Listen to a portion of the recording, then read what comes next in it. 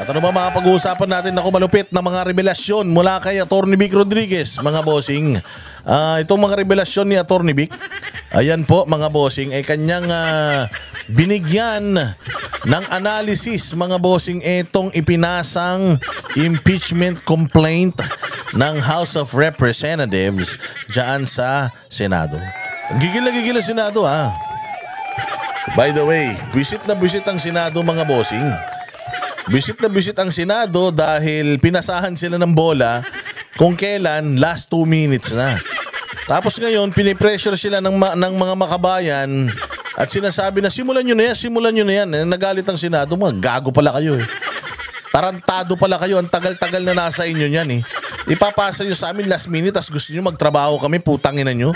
Tagal-tagal na nasa inyo yan, di nyo nga tinrabaho yan, mga hayop kayo. So nagkakaroon ngayon ng kiskisan. Nagkakaroon ng kiskisan, mga bossing, etong mga kongresista at saka mga senador. Siyempre, mga boss, nasira kasi yung pangalan noong 200 mahigit eh. Ng mga congressman na pumirma dito, mantakin mo sa mga lugar nila, sa mga probinsya nila. Binubu sila at sinisigawan sila ng pirma pa more. At sinisigawan sila ng Duterte. Duterte.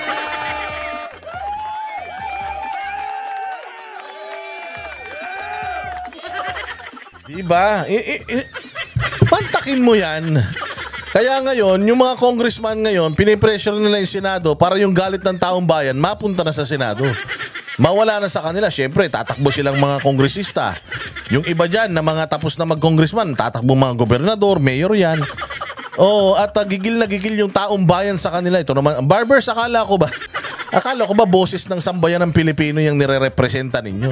Bakit parang lumalabas gigil na gigil sa inyo taong bayan? Nakikita nyo yung mga nangyayari sa Cebu. Sa Cebu. Kagabi, nakausap ko yung tsuhin nung isa sa mga congressman dyan sa Cebu na pumirma. Down na down daw yung pamangkin niya.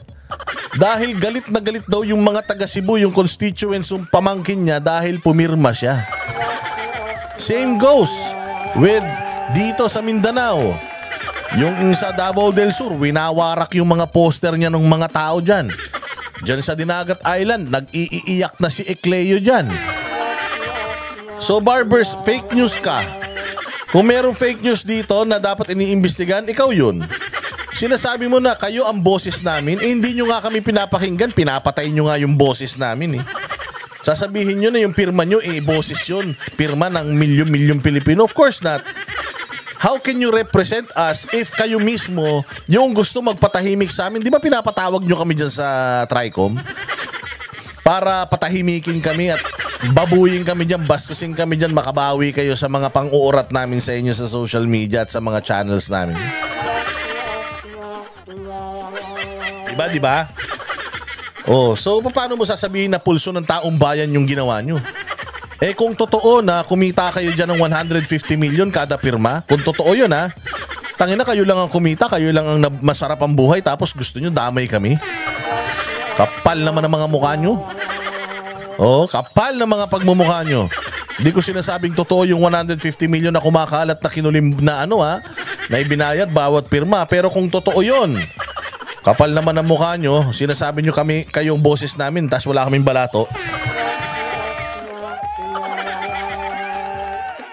Magkano lang pinamimigay sa mga tao, sa mga akap, AX, tupad? 4,000, 5,000 lang pinamimigay, tapos dyan, milyon-milyon bumabaha. Nasaan ang hustisya? Nagbayad ka ng buwis. Konti dun sa buwis na yun, napunta sa tao, karamihan pumunta sa kanila. Nasaan ang hustisya dyan?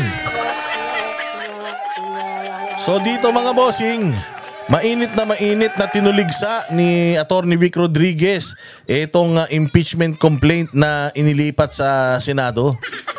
Dahil alam naman natin na ito ay diversionary tactic lamang para mapagtakpan ang totoong problema ng Pilipinas, which is yung kabulastugan dyan sa BICAM report.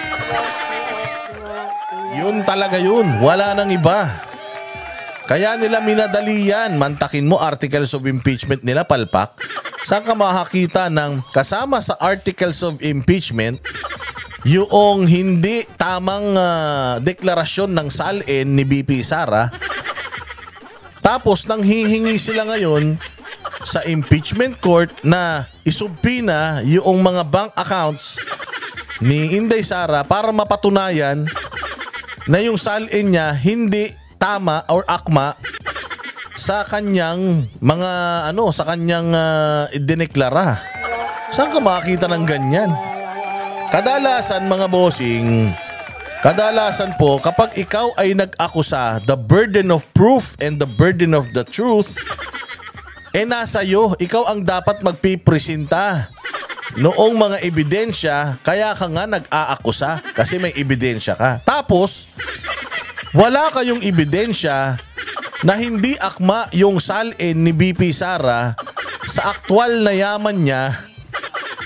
Kaya nang hihingi kayo ng subpina or pinapasubpina ninyo sa Senado. Anong klase yan? So sinabi ko na magnanakaw ka. Tapos hindi ko naman talaga alam na may ninakaw ka.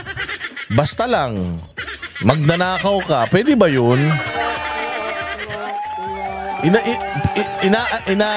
Inaakusahan nyo na yung tao na siya ay mandarambong pero wala pala kayong ebidensya. Ano yung sinasabi nito ni Sendenya ba yun? Sendenya na magsampalan daw ng ebidensya. Wala nga kayong ebidensya eh. Sendenya, anong ebidensyang isasampal mo? Yung mga gawa-gawa yung mga resibo dyan sa komite ni Chua? Paano kayo mananampal ng ebidensya kung nanghihingi pa lang kayo ng ebidensya sa impeachment court? Kung ako impeachment court, mga bossing, hindi ako papayag na putya uutusan nyo pa kami. Ang tagal-tagal nyo nang hinihiring yan, wala pala kayong ebidensya. Tapos ngayon, ipapasa nyo sa amin, kami maghahanap ng ebidensya para sa inyo. Korte kami. Kung ano yung ebidensya na hawak nyo, doon kami magbabase. Bakit pa kailangan ipasubpina yung mga ganito, yung mga ganyan? Unang-una sa lahat, dapat nakapag-secured na kayo ng mga ebidensya na yan bago kayo nag-aakusa. Kaya pakinggan natin dito mga boss. Pakinggan natin ng maigi itong mga sasabihin ni Vic Rodriguez. According to him, scrap of paper. Basura, tissue paper na may ebak. Mga tissue paper na may sipon. Ito daw impeachment kay BP Sara ay walang silbi, walang kwenta. Again na si Vic Rodriguez po ay kingmaker. Yan dahil dyan, presidente si Bongbong Marcos ngayon. Malaki ang utak niyan. Dahil kay Vic Rodriguez, hindi na-expose yung kabobohan ni Bongbong. Dahil sa talino ni Vic, yung kabobohan ni Bongbong hindi lumabas. Itinago ni Vic Rodriguez yan. Hindi niya pina-attend ng mga debate. Alam niya kung paano aatakihin yung eleksyon. Kaya magaling na tao ito. Ito'y isang abogado, mga bossing. Alam nito yung kaliwat kanan. Executive Secretary to ng Presidente. Executive Secretary dati. So ibig sabihin, lahat ng galawan ng politika, alam nito. At marami tong mga koneksyon. Kaya pakinggan natin yung kanyang sasabihin patungkol dito sa impeachment ni VP Sara. At sana'y maliwanagan kayo kung ano ang implikasyon netong mga nangyayaring ito. Pasok, Attorney Vic. Ang makakapirma lang talaga ay 42. 42 congressmen and congresswomen. Ngayon, saan galing yung 215 na pumirma? Binasa ba nila? Kinakailangan iyong binasa yung complaint na pinirmahan mo. Itong impeachment laban kay Vice President Inday Sara Duterte ay may tuturing na isang mere scrap of paper. Wala po ito. Ito'y isang parang tissue paper na diretsyo sa basura. Imaginin ho ninyo, there are only 60 minutes in 1 hour. Lagay po ninyo yung 32 pages na verified impeachment complaint ay binasa, assuming binasa talaga ng bawat isang mambabatas ng 10 minutes each. Kasi babasahin mo At pag binasa mo, kinakailangan iniintindi mo yung aligasyon sapagkat seryosong usapin ito. You are trying to rob the Filipino people of a lawfully, democratically, legally, and constitutionally elected Vice President. Oy, tama yun. Napakaganda ng sinabi ni Attorney Vic na yun. Because si VP Sara, parehas din naman ni Bongbong Marcos na ibinoto ng taong bayan yan. Therefore, hindi yan sila dapat inaalis ng ganun-ganun na lang. You can always ask for her resignation.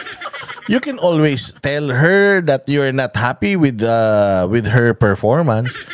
Pero hindi dapat siya basta-basta na lang tinatanggal using itong mga proseso na ito, i-weaponize mo ito para sa kalaban mo sa politika. Maling-mali po yun. So she was put there dahil may demokrasya tayo sa bayang Pilipinas, tapos papatayin nyo yung demokrasya na yun. 32 million yung bumoto. Same goes with BBM. We are not trying to rob BBM of his rights para maging presidente because nanalo siya because of democracy. So dapat kung ayaw ninyong mangyari yan kay Bongbong, ayaw nyo rin sana mangyari yan kay VP Sara. Pero bakit ginagawa kay VP Sara? Sabi ko nga sa inyo, nakakatawa to eh.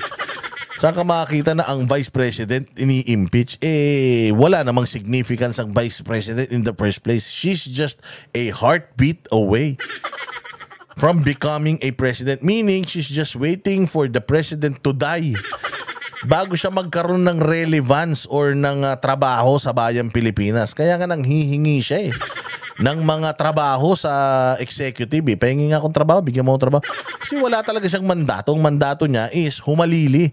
Maging pangalawang pangulo, pag namatay ang pangulo, nagkasakit, umalis, siya yung humahalili, ganun yun. So bakit mo i-impeach ang Vice President? I-impeach mo lang ang Vice President unang-una to get back at her kasi nga inubos niya mga komunista. Siyempre, mga nagpe-petition na ma-impeach siya, yung komunista eh. Ayaw na nila na makabalik ang mga Duterte sa power kasi mauubos talaga mga komunista at mga drug addict tsaka mga drug lord pag bumalik ang mga Duterte. So, two birds in one stone. Naggagamitan yung makakaliwa at saka itong grupo ni Marcos. Naggagamitan in what sense? Mananalo pag itong si VP Sara na impeach, mananalo ang makakaliwa. Why? Wala na silang makakalaban na Inday Sara in the future na ang motivation ubusin ang lahi ng lahat ng mga terorista sa Pilipinas. Okay, so dahil nga sa perpetual disqualification, hindi na si VP Sara magkakaroon pa ng anumang posisyon sa gobyerno para lipulin ang lahat ng mga terorista at komunista. At the same time, etong grupo ni Marcos ay wala nang malakas na makakalaban pagdating ng eleksyon sa 2028. Kaya nga ibinigay na nila yung ulo ni Duterte, ni PRRD, ni Sara, tsaka ni Pastor Apollo Kibuloy sa mga komunista. Kumbaga, komunista ng bahala, tapos kami ang magkakamal ng kapangyarihan, ng kaban ng bayan, di umano. Oo, ng kapangyarihan, sila na ang magiging pinakamakapangyarihan kasi mawawala yung pinakamakapangyarihang pamilya sa politiko na mahal ng taong bayan. Pero, yun ang malaking pagkakamali nila. Because, etong mga komunista won't stop at nothing. Ibig sabihin, itong mga komunista ay hindi nabubusog to, walang kabusugan to. Hindi sila hihinto hanggat hindi sila ang magkakaroon ng kontrol sa bayang Pilipinas. Eventually, if Makabayan Black can impeach a sitting vice president, what more kayong nasa Malacanang? Sigurado ako na susunod, kayo na rin ang ipa-i-impeach niyan. Oo, at magaling ang mga makakaliwa, makikipagkampihan lang yan doon sa mga may pangarap din sa eleksyon Makikipag-collaborate lang din yan doon katulad ng ginagawa sa inyo You share the common goal. Ano yung common problem nyo? The Dutertes. Problema ng mga Marcos ang Duterte dahil hindi na sila mananalo sa susunod. Pag may Duterte, common enemy ng ng mga makakaliwa kasi nga ang mga Duterte inuubos yung mga komunista. So ngayon, you share common enemy. May parehas kayong kalaban ngayon which are the Dutertes. Ang problema, pag wala na yung Duterte, sino na ngayon na maglalaban? Kayong dalawa na. So again, balik na naman dun sa dating gera ng pula at saka ng dilawan tae. Kasi mag-aagawan na naman sila sa kapangyarihan. So ganun din, the cycle goes on and on, tapos yung bayang Pilipinas ang apektado. Bakit? Hindi tayo umuunlad kasi ang mga punyetang ito, puros na lang eleksyon ang iniisip. Sige pa, Attorney Vic. So dapat yan line by line, inuunawa mo at sinisiguro mo base sa iyong personal knowledge or authentic document. Alam mo ninyo, sabi nung una, pinagyayabang nila, 215 congressmen ang pumirma bago ho ito itrinansmit sa Senado. 215 ha. At ang usap-usapan ho noon, nagsimula yung kanilang caucus ng alas 10 ng umaga nung araw na kanilang pinirmahan yung impeachment complaint. Alas 10 ng umaga, natapos po sila bago mag alas 5 ng hapon. So tanggalin na po natin yung lunch break. Tuloy-tuloy, wala na silang break. Pagbigyan na natin, kaganon sila siguro kasi sipag eh. 7 hours po, 7 hours. Base doon sa ating saligang batas, base sa rules of court at base na rin dito sa rules of procedure ng 19th Congress ng House of Representatives, Rule 2, Section 3 ng sarili nilang panuntayan, kinakailangan nabasa. Imaginin ho ninyo, there are only 60 minutes in 1 hour. Lagay po ninyo yung 32 pages na verified impeachment complaint ay binasa, assuming binasa talaga ng bawat isang mambabatas ng 10 minutes each. Kasi babasahin mo eh. At pag binasa mo, kinakailangan iniintindi mo yung aligasyon sapagkat seryosong usapin ito. You are trying to rob the Filipino people of a lawfully, democratically, legally, and constitutionally elected Vice President. So dapat yan line by line, inuunawa mo at sinisiguro mo base sa iyong personal knowledge or authentic document. There are only, kung tigto sa 10 minuto, sa isang oras ang makakapirma lang pag kanyang pinag-aralan ay 6. Kasi tig sa 10 minuto ay 60 minutes eh. Doon po sa 7 oras na sila'y nagpulong-pulong, lagay mo ng 6, i-multiply niyo po yung 6 na pipirma kada oras times 7, lalabas po dyan, ang makakapirma lang talaga ay 42. 42 congressmen and congresswomen. Uy, nako po, mabigat yun ha. So 42 lang yung makakapirma using Vic Rodriguez's mathematics. 42 lang. Paano umabot ng 200 plus? Talagang may nag-push. At merong motivation yan. You cannot just push it. You cannot just push it without motivation. Hindi tayo naniniwala na it's a process, blah blah blah. You can vote no if you feel like not signing, and you can vote yes if you feel like signing. So considering yung urgency of time, ito lang yung makakapirma. Paano sila nakapag-garner ng ganung karaming pirma? Yun ang sinasabi dito ni Attorney Vic Rodriguez. Ibig sabihin, etong mga pumirma na iba rito, talagang napilitan na lang or merong inalok sa kanila na napaka-importanting bagay. Merong idinanggel sa harap nila na isang bagay na talaga namang of big value sa kanila para kahit hindi nila basahin yung petisyon, pumirma na lang sila. Which is, according to Vic Rodriguez, against the law. If you're gonna use mathematics, you can only get 46 signatures. But you got more than that. How? Yun na nga. Diyan na nga yun. Sabi nga, dito na mangyayari yung pushing the envelope. Dito na mangyayari yung pushing the right buttons. Pressing the right buttons. Dito na mangyayari yun. Siyempre, dyan na ngayon lalabas yung what's in it for me. I cannot read it eh. Can I sign it tomorrow? I'll read it muna. Wag na, bilisan na natin. Magsasara na eh.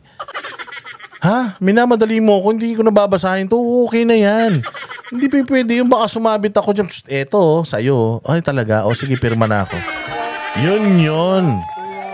And kapag ka napatunayan talaga na nagkaroon ng mga alukan nagkaroon ng mga malulupit na alukan dyan, ibig sabihin talaga, unconstitutional itong ginawa nila or weaponization talaga itong ginawa nila na impeachment para lang mawala yung kanilang kalaban sa politika sa 2028. Sige, diretso. Ngayon, saan galing yung 215 na pumirma? Binasa ba nila? Naintindihan ba nila? Base ba ito sa kanilang personal knowledge or base ba ito sa authentic document? Pahabain po natin.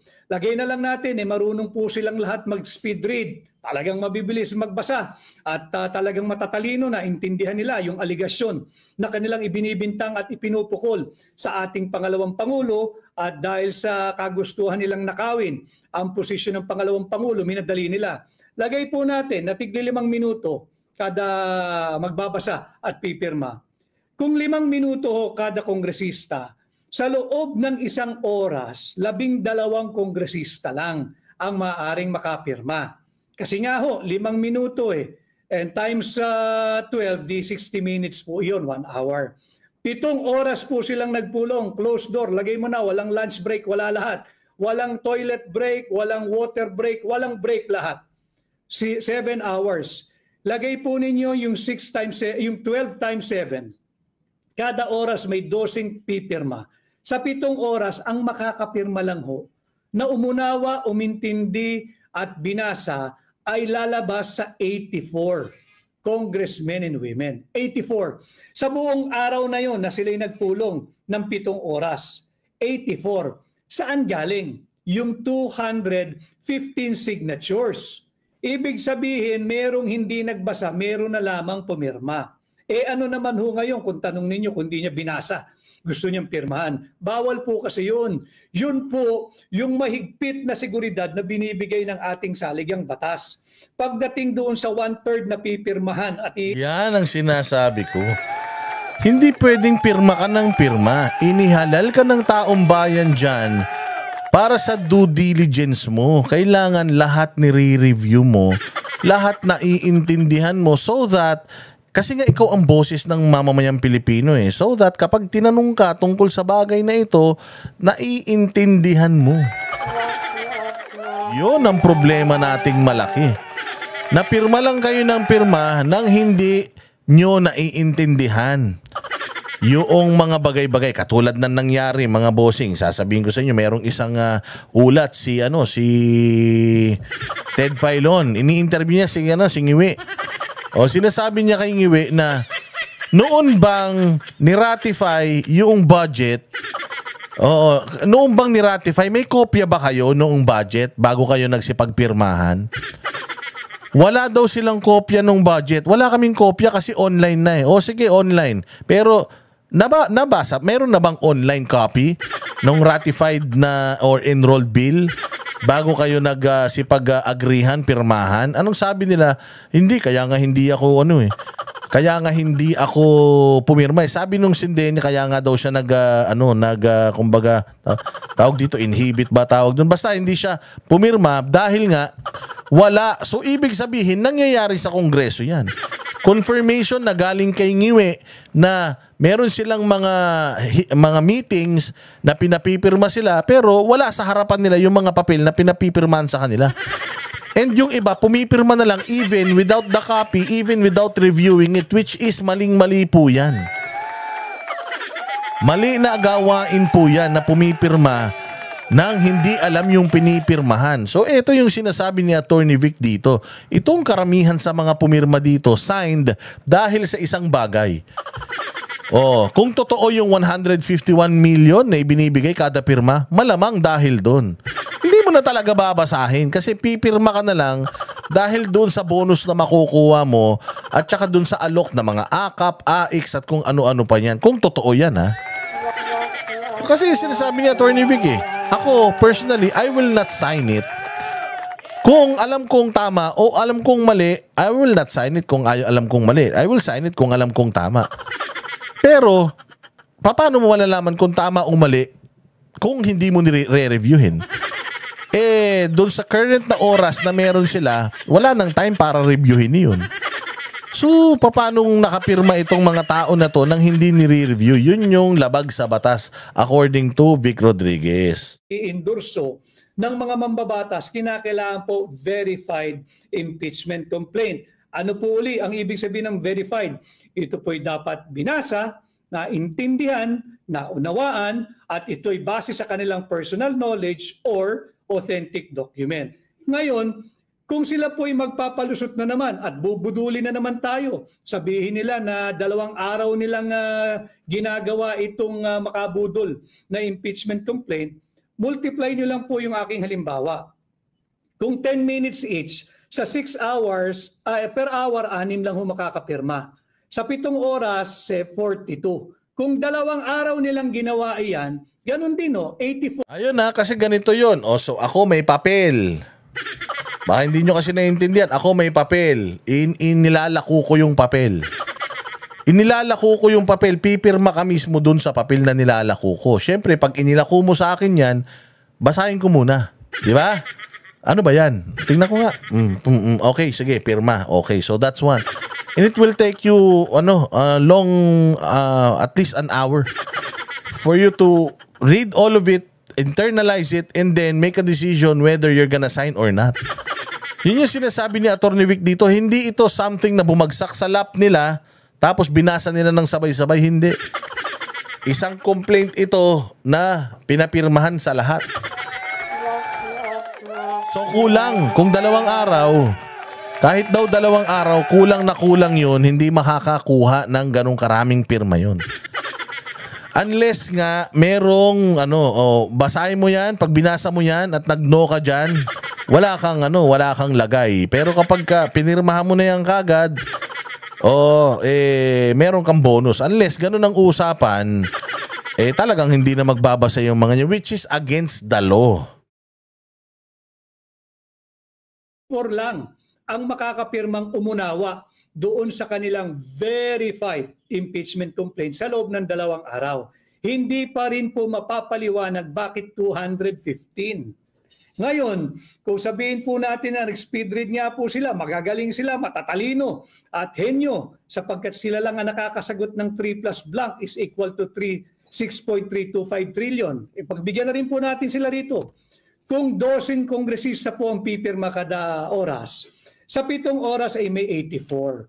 Kung 2 araw nilang trinabaho yan, 168 congressmen lamang po ang makakapirma. Sa 2 araw na yan, 168. Saan galing? Yung 215 congressmen. Paano nakapirma? Yung 215 congressmen doon sa impeachment complaint.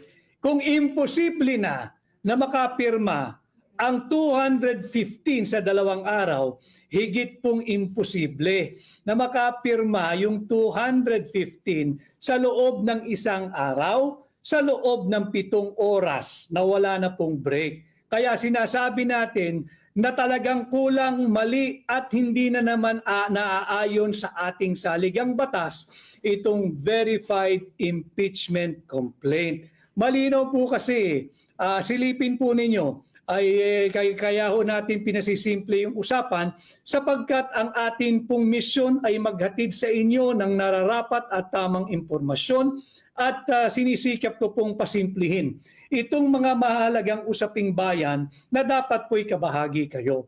So ulitin ko, hindi po maaaring bigyang daan ng Senado itong baluktot at pambubudol na verified impeachment complaint. Unang-una, dahil hindi ito verified.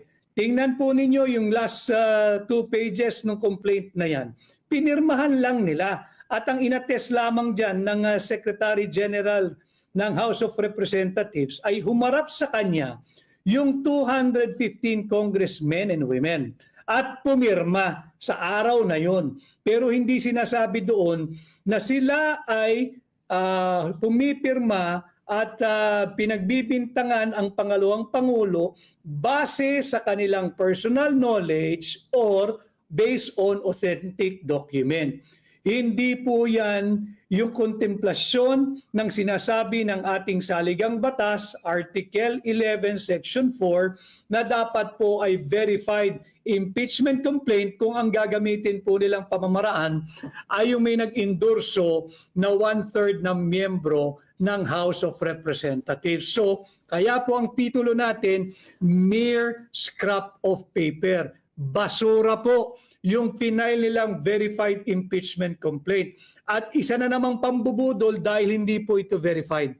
Hindi po ito yung verification na hinihingi ng ating saligang batas. Kailangan kasi lahat ng gagawin po natin, lalo pa ng mga mambabatas, ay naaayon sa sinasabi ng ating saligang batas. Sapagkat Yun lang. Kita-kita naman natin yung trend. Lahat naman ang ginagawa nila, hindi naman ayon sa batas.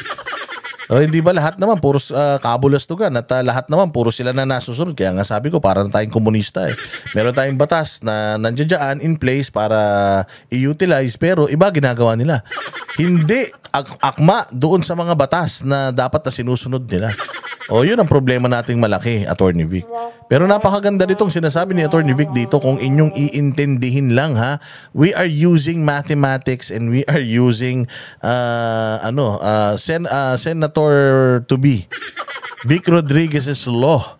Oh, according to him, this is a scrap of paper. Walang kwenta ito kasi hindi sumunod sa batas, hindi sumunod sa proseso, basta na lang nangalap ng mga pirma tapos para masira si VP Sara at dinala sa Senate. And I know and I hope that Senate will look into this, will see this, and will somehow scrap this. Sana ay talagang maibasura ito dahil basura naman pala talaga ito. That is according to Attorney Vic Rodriguez. This impeachment is a scrap of paper, hindi to lawful. At ito po ay may layong sirain ang demokrasya ng Pilipinas dahil si VP Sara ay hinihalal ng 32 milyong Pilipino na gusto lamang siyang patalsikin ng ilang mga congressman. Let's say for example 300 na congressman. Oo, na sinasabi nila na sila daw ang boses ng Pilipino, pero iba naman yung nakikita natin na mga reaksyon ng mga totoong accounts ng mga Pilipino social media. As I have said before, inaangat natin itong usaping panlipunan at inaangat natin ang level ng ating diskurso para naman makinabang ang ordinaryong mamamayan at wag natin tularan yung babaeng mangbabata sa taga Marikina na ginagawang mangmang ang mga Pilipino. Kay Rolly Galinato, maraming salamat sir sa paliwanag, maraming henyo sa kongreso natin. Tama Rolly. Dahil yan ang sinasabi natin. Ako, nadali pa si Kimbo. Pero ang problema natin dito, Attorney Vic, pati si Maan Teodoro pumirma. Yung kalaban ni Kimbo sa Marikina, so dalawang satanas. Yung naglalaban sa pagka-mayor sa Marikina, anong mangyari sa Marikina niyan? Ay, Marikina hindi na rin umangat. Dati sila nangunguna eh. Pero biglang nawala sila sa dati sila ang pinakamaganda, pinakamagaling, pinakamalinis, pero nawala na din. Paano, puros mga kawatan na rin yung mga namumuno dyan eh.